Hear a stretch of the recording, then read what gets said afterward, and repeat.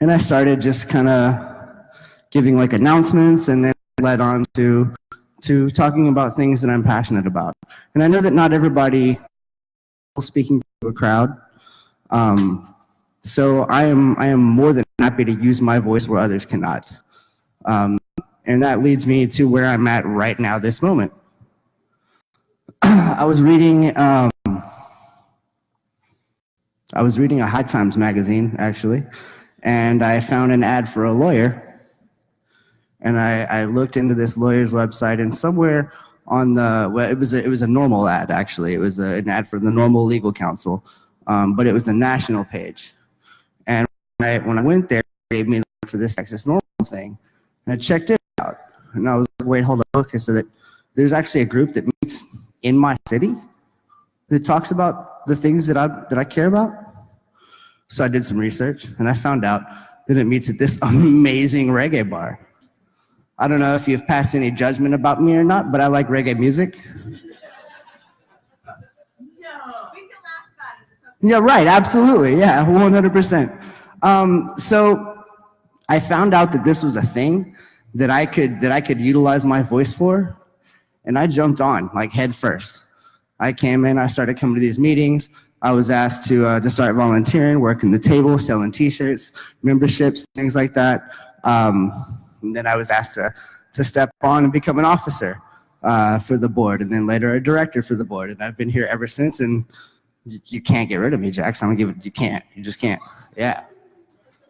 So that's kind of me and my little backstory. I don't want to hog the mic because there's some people who have way better things to say than I do. But one thing that I do want to point out right now is our fine folks over here at this table. Yep, there you go, yes. That is Betty, she is one of our directors as well. But they're selling, they're giving away t-shirts via donation, not selling. But they're also selling memberships. We do have memberships. Memberships are how, they're how we are able to do what we do. We are nothing without our members. We can work as hard as we want as a board, but without our members, we will not survive. So we owe it all to you. So please talk to them about membership if you're not a member. Also, they have this awesome hoodie that I'm actually wearing right now that we're selling at a very, very, very discounted price.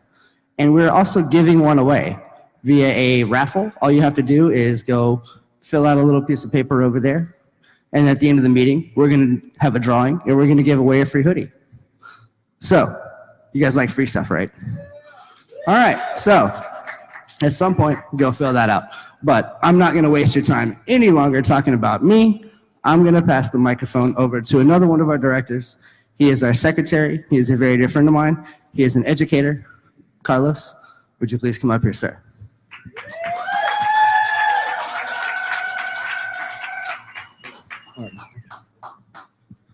All right, guys. Thank y'all for coming out this evening. I know it's a little cold out, but thank y'all for joining us and this great cause that we're all fighting for. As you heard Dave say, my name is Carlos Caro, and I am the secretary of the board for Texas Normal. And just going to talk to y'all a little bit about how I got involved in this whole movement, the whole activism movement, and the whole thing about that. So the way the story got started for me, guys, was about 6 years ago. And I had decided to go back to school for my master's degree in American history, and I decided to study the war on drugs. And one of the principal things that I learned in studying the war on drugs is that the war on drugs was never really about the drugs. It was always about the people who are associated with the substance at hand, whether we were talking about cocaine or opium or cannabis, which is essentially what we're talking about here. It was never really about the substance at hand. It was always about the people that were associated with it. And most of those associations had racial connotations attached to it. Now, that being said, in my macro study of the war on drugs, I decided to focus on the federal prohibition of marijuana. And in doing so, I learned some very uncomfortable truths, right? And if you look at our coalition partners at the ACLU, you look at the statistics that they give out, races of all sorts, right, all races, they use, consume, sell narcotics and drugs at essentially the same rates as people of color, right? However, when we look at the way in which our law enforcement is used and utilized in enforcing our drug laws, then it becomes very, very, very drastic, right? So essentially, drug use and drug rates are essentially like this, right? Pretty much even. However, when we look at the enforcement of our laws, it's pretty much like that, right? This is pretty much what we get with the enforcement of our laws. And in discovering this and writing about it, before I decided to defend my thesis, my professor sat down with me and they said, look, you know, it's fine and dandy that you're studying all this great stuff and you're learning all these things, but what are you going to do with it outside of, you know, these four walls of this university, right? Because an education is only as good as you put it to use in the public. So I said, look, I'd like to, when we finish up with this, I'd like to, you know, get involved in activism of some sort. At that time, I had no idea what normal was. I didn't really understand the activism level that was going on at this point, right? I was studying more of the history in the background. And long story short, guys, I ended up graduating and I decided to put that into action. And the state chapter had a Facebook page that was active for the Rio Grande Valley region. That's where I'm from, that's my home. And it was essentially trying to get people to coalesce around starting a regional chapter. So I decided to put my 2 cents in, left a comment, and eventually I hooked up, I met up with 2 other individuals, Javier Tobias, a Iraq War veteran, yeah, and Cristina Limas, a mother of an extremely disabled child.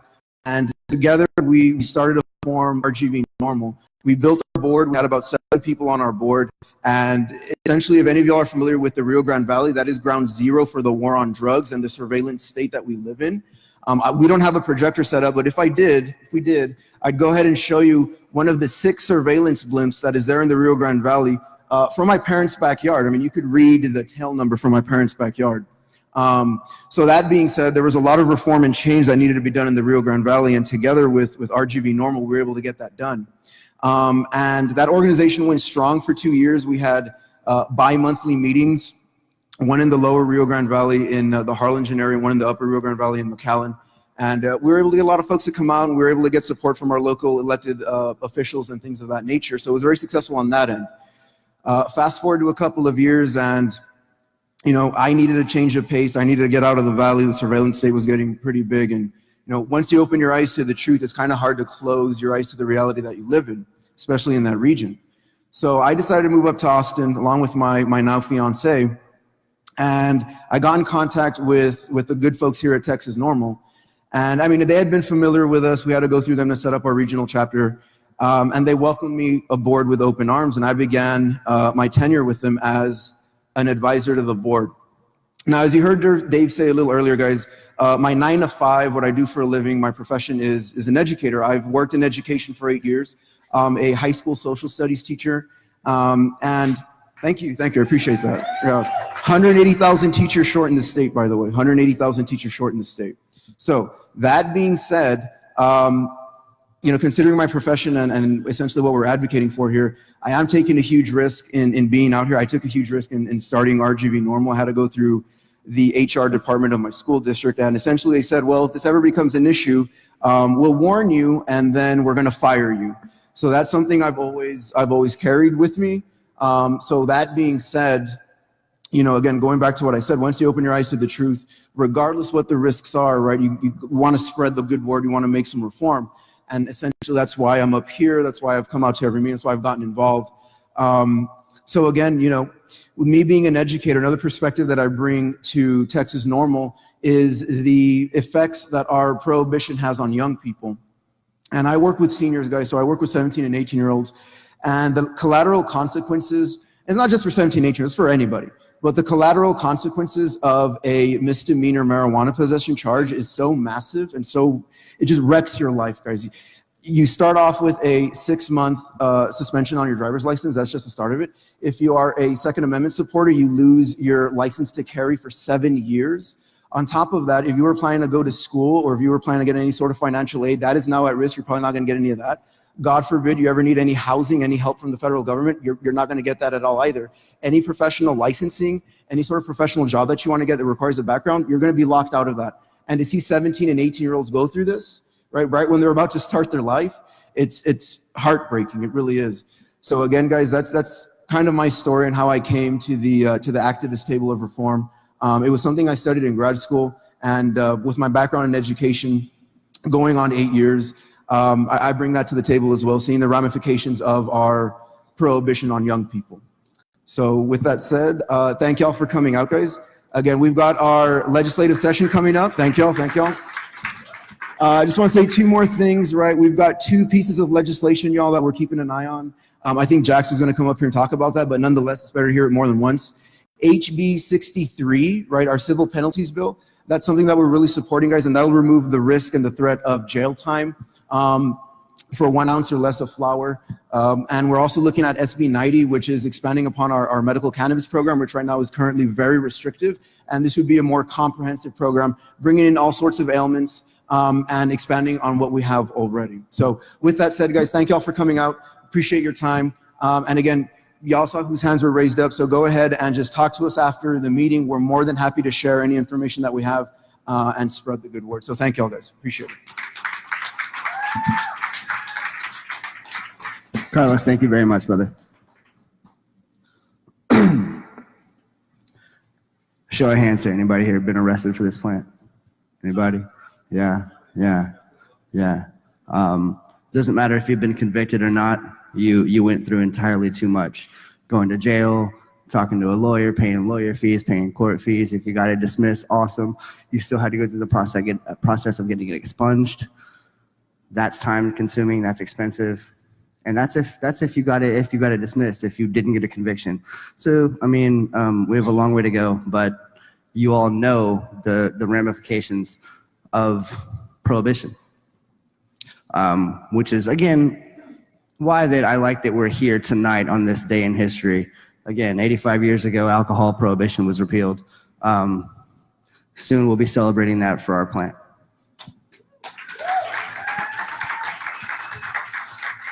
There's a small group here tonight. If Major David Bass were here, he would make an Army reference. I'm not a veteran. If anybody here was a veteran, we thank you for your service. But if he were here, he would call you the tip of the spear. That's what they call that in the Army. You're the ones leading the way. So thank you for being here tonight. I know it's cold. I know it's December. Thank you, guys. Next, I'm going to hand the microphone over to one of our officers. She's an amazing human being. She works in healthcare. She's a healthcare professional. She's also my wife, ladies and gentlemen, Akilah Winicky. Yeah. How are you all doing? Wow, it is bright up here. Nope, no hiding from the light. Here we are. How's it going? How's it going? Good evening. Nice to see you. Again, my name is Akilah Winicky. It's really nice to do that in an environment and setting where I don't open it with it phonetically, because I have to do that at work, and that's fun. But one of the things that I was asked to come up and share my experience is what brought me to being an activist. In the day and age of it being social media and video viral stories and things of that nature, I'm going to take you all back a couple of years. I saw on Facebook a video of this young boy who was, he was very prone to repeating seizures. He wasn't very verbal. He didn't communicate with his dad very well. And his father was pleading and stating that cannabis oil given to his son Jaden administered orally over time minimized the numbers of seizures that he had. Now, ladies and gentlemen, Dave just said and shared with you that I'm a healthcare professional, but I'm also a mom. I'm also a daughter. I'm also a sister. I'm also an aunt. Like, I'm a human being. I've got a heart. So as I sat and watched this story of this gentleman plead for medical cannabis being a solution for his child who was of an age maybe 6, 7, he had stated, and this hit me to the core as a person, he said that most other children, most parents just want their children to smile or to have a good day. He said, I want Jaden to be able to say, I love you. Oh, all of my feels. So as a person, as a human being, that really spoke to me, that really touched my humanity, and realized that, man, there is a lot of negative connotation to cannabis. There is a lot of shaming. There is a lot of prohibition and ignorance around what something I view is incredibly beneficial individually rather than pharmaceuticals that are harmful. I come from a family background of people who have suffered from dementia. Both of my grandparents were diagnosed with dementia and Alzheimer's in late stages of their life. Ladies and gentlemen, I can't imagine the benefits that my family members would have had to been able to experience some neurological relief, to be able to stay present in those later years of their lives when things are getting fuzzy and things like that. So what brought me to being an activist is my empathy and compassion for people and healing and the individual right to say and to choose as an adult, this is what I want to do for my body without harm.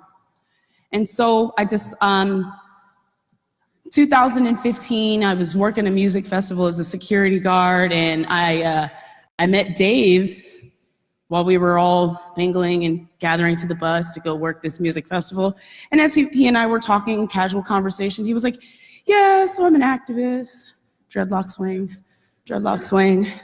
And you know, I hang out with all these group of people, and we're really fighting to change the laws for cannabis. I was like, wait, what? That's a thing? Wait, shut the dog by me. Wait. You said there's a group of you that hang out and actually talk about how to change cannabis legislation here? Let's go! Ladies and gentlemen, I've been here since 2015, and I plan on pot in the state of Texas. I'm not leaving this movement. Right? I'm not going anywhere. I'm loud, I'm crazy. I have a passion for this plant. I'm not going anywhere. I'm a firm believer in the healing and what this plant has a capability to do. I do believe that each of us as able-bodied people, as patients, as individuals, we do have a right and an autonomy to how we want to heal, how we want to medicate, how we want to relax, how we want to enjoy our bodies and our state of being. Why not? I'm grown. Last time I checked, you don't pay my bills. You don't pay my bills. He real handsome, but he don't pay my bills. Hi, lovely. She pretty. She don't pay my bills either. I have the ability to individually choose how I want to medicate. I also stand here today as an activist, individually the thing that continues to propel me towards fighting this fight. My senior-aged mother lives with me and suffers with lower sciatic pain and arthritic pain in her knees and feet. When mom came to live with me, she was taking opiates. She was taking hydrocodone, 50 milligrams 3 times a day, and she was taking morphine 3 times a day. And I was like, I'm really not comfortable with you kind of mid-conversation. I like having talks with you. I like you being present. Can we talk about this? And mom's aversion to cannabis was reefer madness. That's the devil stuff. You're gonna go crazy. I can't do that. Mom, I'm not asking you to partake in just nothing. How about a salve? How about something we apply to you topically? Well, that's all right. So we give a little rub right here, and a little rub right there, and a little rub on her feet because they swell, you know, arthritis, you know. And I'll be good gosh darn, y'all. That salve, she likes that jam. She is all about it, ladies and gentlemen. To this day, the weather change, it gets kind of cold like right now. Mom's little ankles or little knees. It hurts. I need my salve. I bet you do, Mom. I bet you do. But I tell that story, and it moves my heart, ladies and gentlemen, to see my mom, who is an older senior, who was diehard about the reefer madness, to see her have a change of perspective, to see her have an open-minded view, to see and hear her want to go down to the Capitol on the days where her arthritis is not bad, and talk to her local members of legislation and say, you know, as a patient, as a diabetic, I would like options to not pay for my insulin and to have access to medical cannabis. I'm like, let's go, lady. Let's go. So ladies and gentlemen, that's why I'm here. I'm here to tell the story. I'm here to be the voice for other patients, other grandmas, other aunties, healthcare professionals, to spread the good word. We're making big changes in the state. I'm loud and I'm proud and I'm not going anywhere. Ladies and gentlemen, I'm Akilah Winicky. Thank you very much.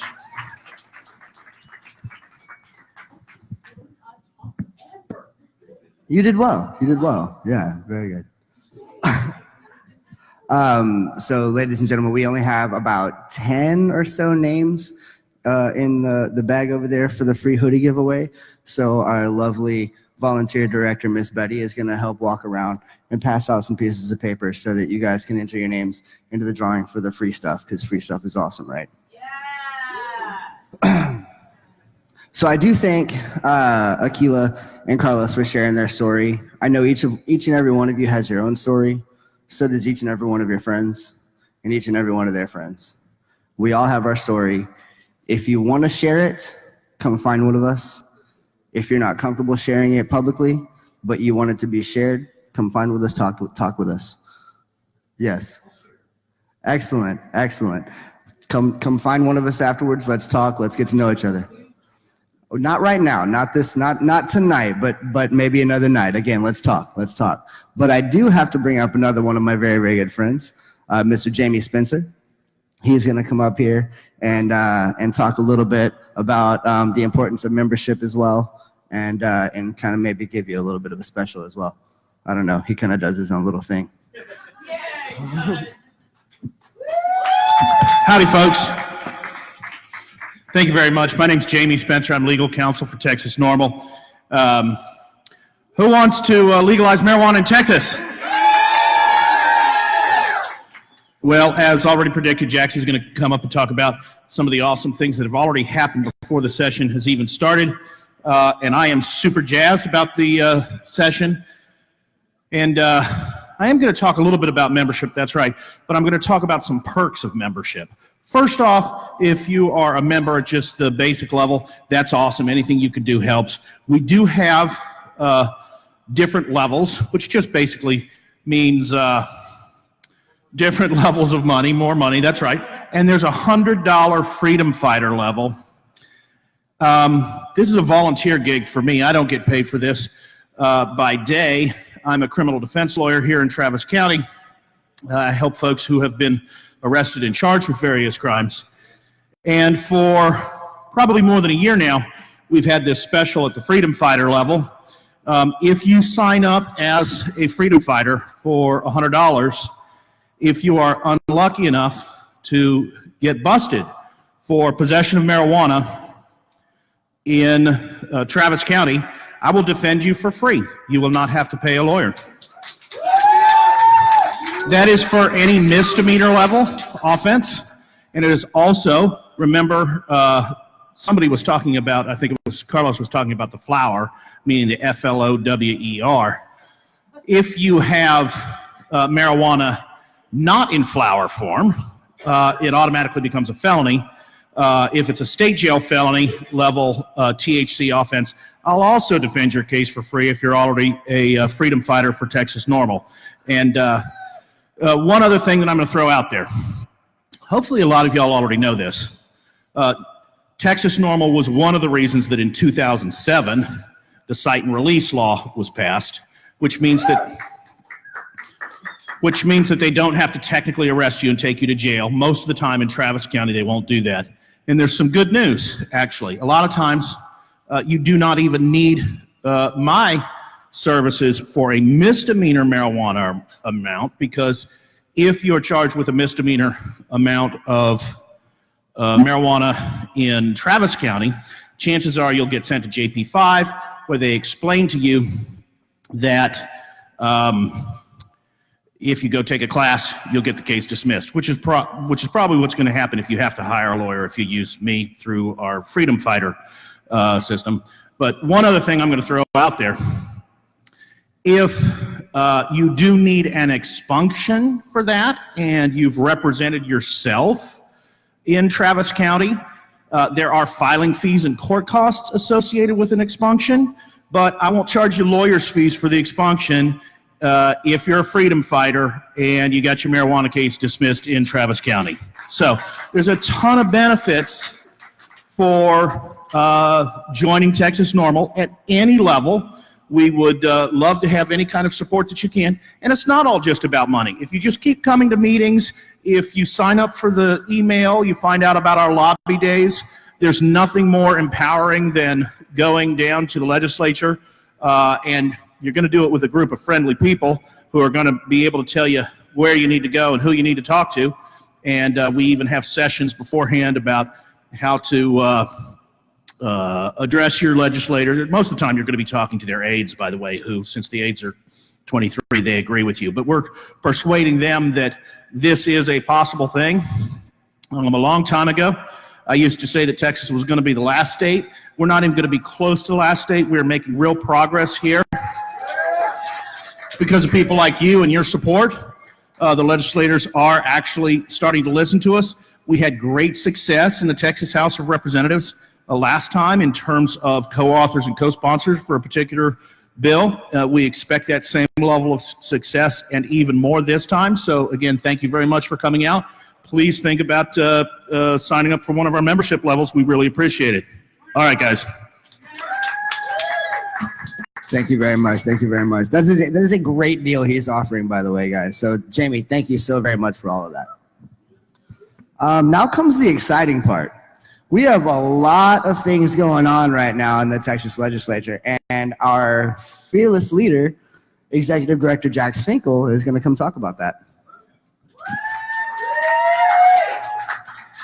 Hi. So when I'm done talking, I'm pulling a name out of a bag for this hoodie. So if you haven't already signed up for it, make sure you do. If you didn't know, there's a list of conditions on the back as well. If you're watching on YouTube right now, we will also have the leftovers on sale online. Okay, so I was going to talk about bills, but now I feel compelled to also talk about why I started working in marijuana law reform. Started out a long time ago, you guys. Makes me feel old when I say it out loud. But I started volunteering with Texas NORML back in 2005. I know. Someone said, oh, wow, thanks, guy. You didn't know you were also getting a comedy bit briefly.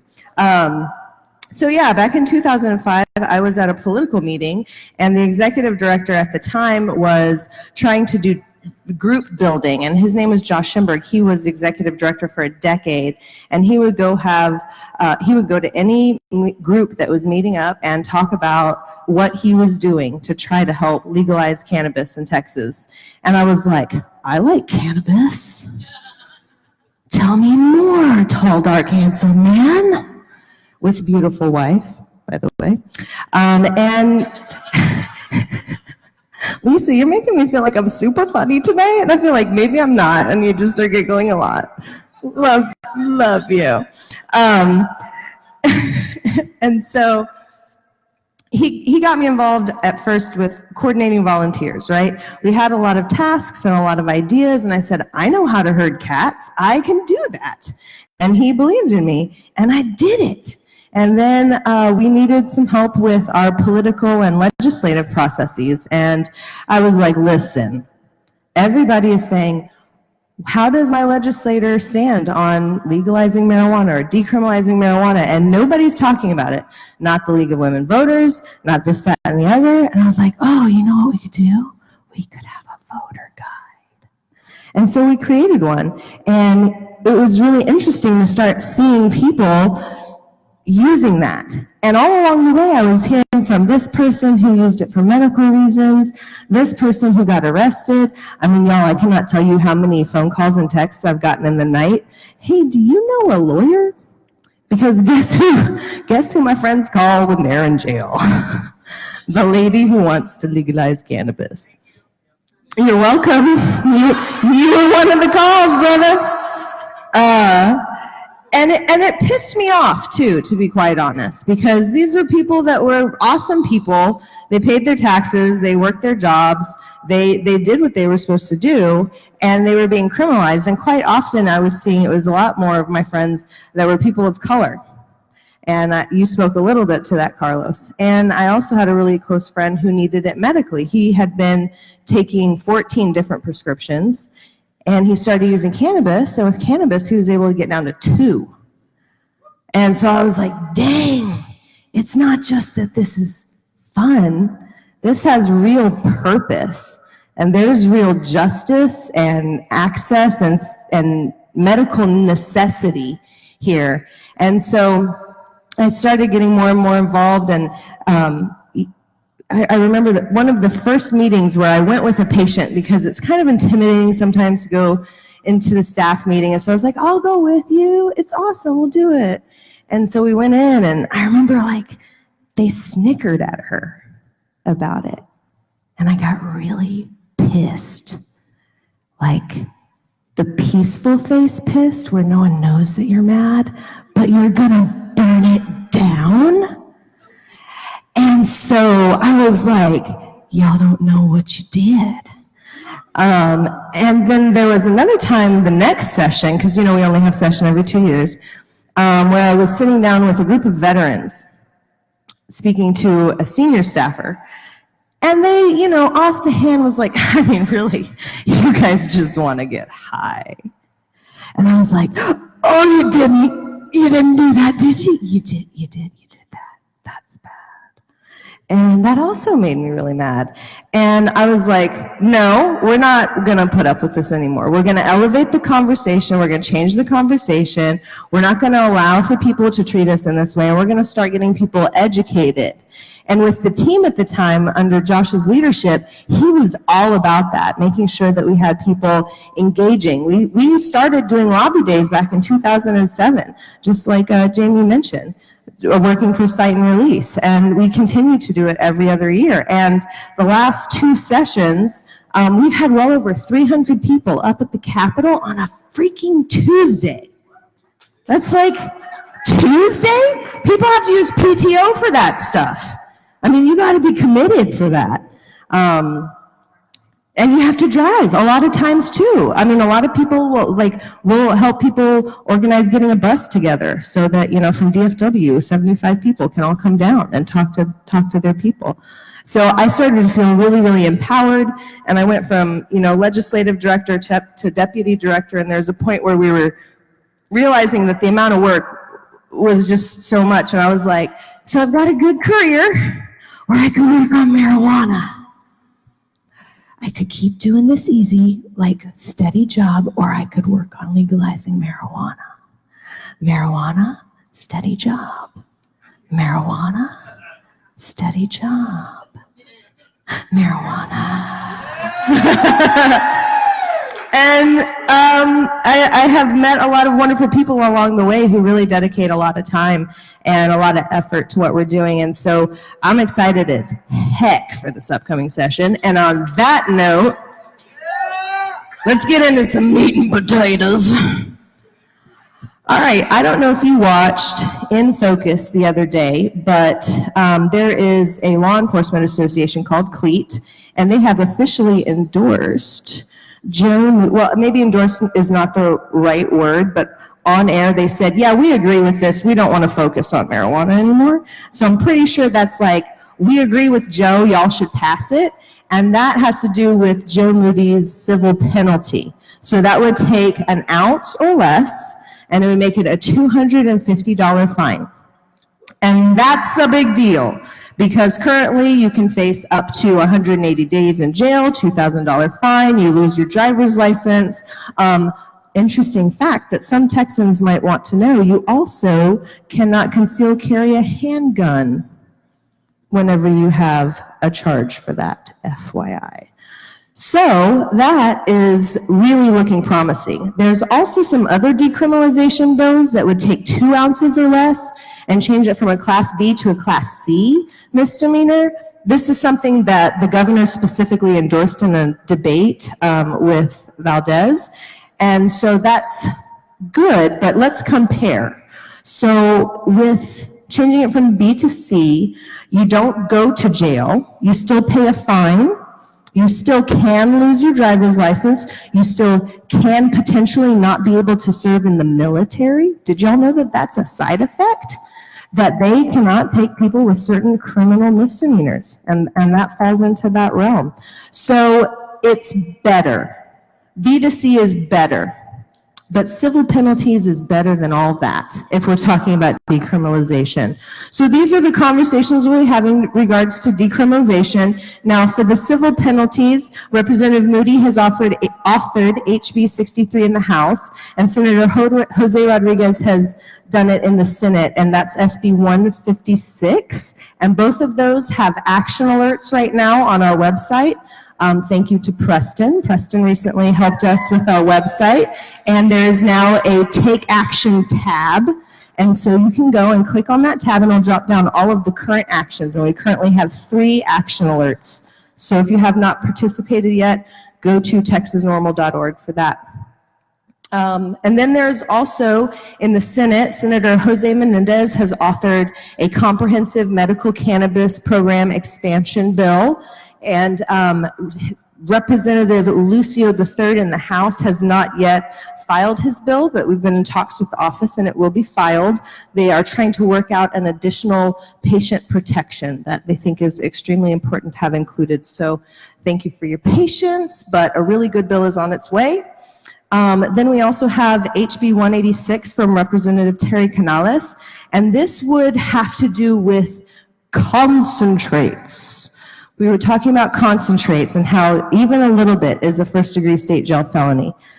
This is in part because the law is awful, and secondarily, it's because there was a bill in 1997 that made it where all additives and dilutants are also included in the weight of your charge. So if you have a brownie and it has 10 milligrams of cannabis or THC in it, I mean, then they charge you for the whole weight of the brownie, the whole, 8 grams for the brownie instead of the 10 milligrams for the THC.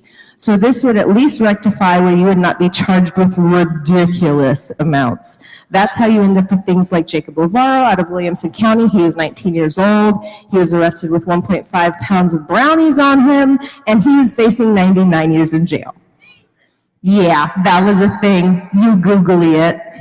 Jacob Lavaro. Okay.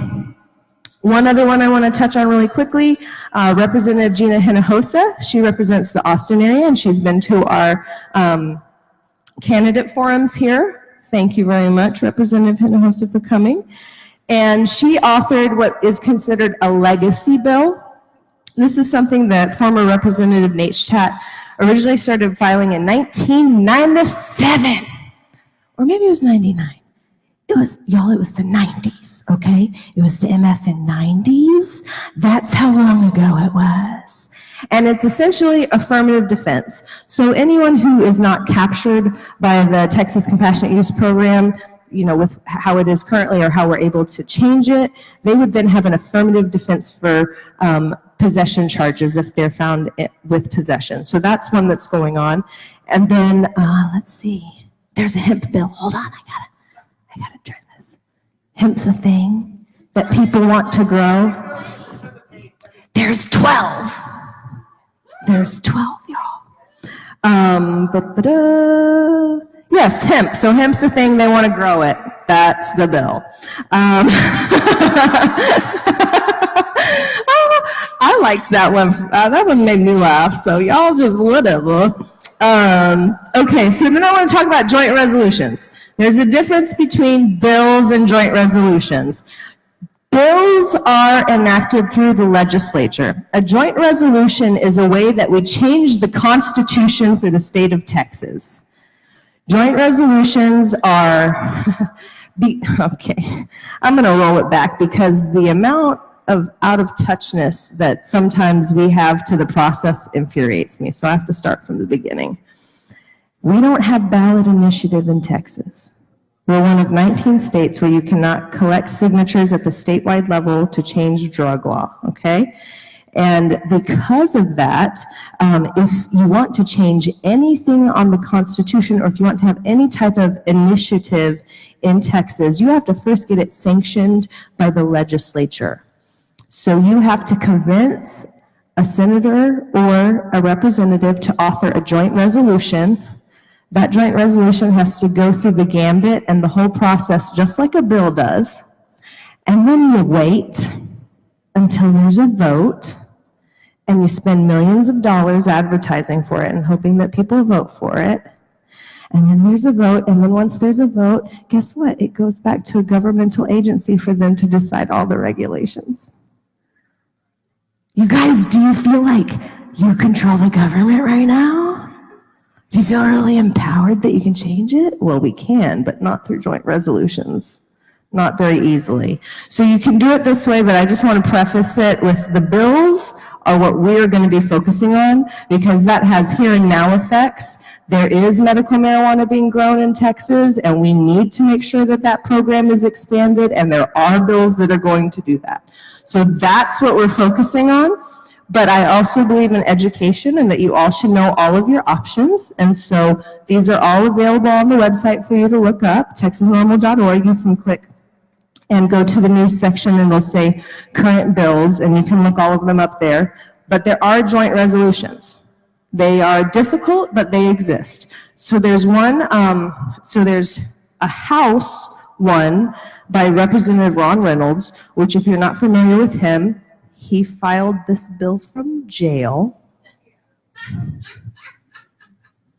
Did you guys think I was kidding? He filed this bill from jail for barratry. I bet only one person knows what that is, and his name is Jamie Spencer. It means you're an ambulance chaser. So he wants to legalize medical cannabis with his joint resolution, which is worthy. Medical cannabis is very worthy. Now, Jose Rodriguez, he has also presented a joint resolution from the Senate, and that would actually have to do with full retail adult use, legalizing cannabis for retail adult use, so for adults to purchase like you would in Colorado. Also, can we have that, please? That'd be great. And then there's also Jose Rodriguez did a kind of a partner one, but it has to do with medical cannabis. So those are the 3 joint resolutions that you can read up on. If you go to our website, there are links to the text so that you can read what the bills say exactly for yourself. Okay, before I talk about the events, if you didn't sign up for the hoodie, you're running out of time because I'm about to pick a name after I go over these events. And also real quick, I wanted to say, there's this shirt that Scott LaRock designed for us, and it's this baseball style shirt with this hella cool looking dome design on it, and it's a limited pre-order shirt, and we're only selling it online. So if you want to get it, I wanted to tell y'all, because we're only selling them online till the 9th, we'll only be ordering this one time, and then that's it. That's all she wrote, just like Murder, She Wrote. Okay, so let's talk about actions. As you guys may know, every other Wednesday, we go up to the Capitol and we spread information with all of the offices about different subjects. We alternate from civil penalties information to medical cannabis information. So on December 12th, we will be doing a direct action up at the Capitol. I hope that you guys will join us. It takes about an hour, hour and a half. We give you a map, you walk by the offices, and you leave a one-pager with the office. It's really helpful. We'll be back here January 2nd at Flamingo Cantina for our open meeting. And then Tuesday, January 8th is the first day of the legislative session. So we already have bills pre-filed, but that's not quite session time. That starts in January. So January 8th, if you're available, we're going to be doing a meet and greet up at the Capitol where you can join us. Meet up with us. We'll help you find out who your legislator is, and then you can drop by their office to say hi. You're going to be seeing a lot of me about cannabis this year, so settle up. Here we go. Then that following Saturday, January the 12th, we're going to be doing the Capitol Advocacy Workshop. That's to prepare you for the whole upcoming session, to let you know what the process of these bills are going to be, what you need to do to engage with your legislator, how to prepare for the hearings that are coming up. Listen, Linda, listen. In Texas, you can drive from the tip to the top in like 20 hours, right? You get 5 days notice on a hearing. How many people do you think get to come from all over the state in reality world? How many people do you think can just drop everything and drive halfway across the state? Not that many. And so it's up to us here at the Capitol to make sure that we are up at the Capitol. And let me tell you, you don't have to stay all day. You don't have to stay and testify, but what you can do is park walk onto the Capitol grounds, get on the Wi-Fi on your phone, sign in support of our of our bill, and then leave. That's it. 45 minutes of your day, your lunch break. And you can sign up for the bills. So we'll go more into how do you do that? How do you make sure that you can sign up for that bill? What's the process? How do we alert you? We'll go through all of that at the Capitol Advocacy Workshop on Saturday, January 12th. Yes, we will provide links. Okay, here's another thing. Thank you, Preston, for bringing this up. We are starting now to send out more action alerts because things are being filed, things are happening. So if you don't get our emails, we have an email list here so that you can make sure that you do get them, because that's how you'll find out there's a hearing coming up. Here's an action for a bill that's been filed. Then we'll be back here Wednesday, February 6th for our open meeting, and the following day, Thursday, February 7th, is going to be our lobby day. So put it on your calendar, pull out your phone. I want you to put February 7th from 10 to 3. You're going to be with me at the Capitol and hundreds of other people advocating for cannabis. We're going to be working on both medical cannabis and decreasing the penalties that day. So I want to see you all. I mean, there's a good solid amount of people in here. Y'all better all come with me. I know you'll be there, Bubba. I love you for it. He's going to have the best suit on, you guys. Watch out. He don't play. Lastly, because we're already into February, and I just want to get this last one in there, but Monday, February 25th is going to be our Veterans Lobby Day, and we're going to be doing an explicitly veterans educational display down in the hearing hallway. So that's going to be an important day as well. If you're a veteran, please mark down Monday, February the 25th. That will be the lobby day specifically centered around you guys and the issues that you might experience. So those are the ones that I'm going to touch on now. Who wants a hoodie? Bring me the bag of names. I feel like it's the Temple of Doom in here. I'm not looking. It's a heart! Wait, I got two. Hold on, take them back. They're stuck together. Hold on, I'm going to do it again. That's not fair. They're stuck together. I'm sorry, I'm trying to be fair, you guys. Let me make sure it's just one. That's a piece of plastic. Okay. I got the same one it was meant to be. Neto, neto? Hi, you're a wiener. Yeah. Head over here and pick out your size for your hoodie. All right, guys, I'm going to hand it back over for Dave. Thank you for humoring me. I'm pretty sure I talked way longer than I was supposed to. Thank you very much, Jax. We appreciate all that you do. So, guys, that's all we got for tonight. We do invite you to stick around and listen to the Mau Mau Chaplains. They're amazing. Once again, thank you for coming out tonight on this cold night. Thank you again to the Flamingo Cantina. Stick around and enjoy some reggae music.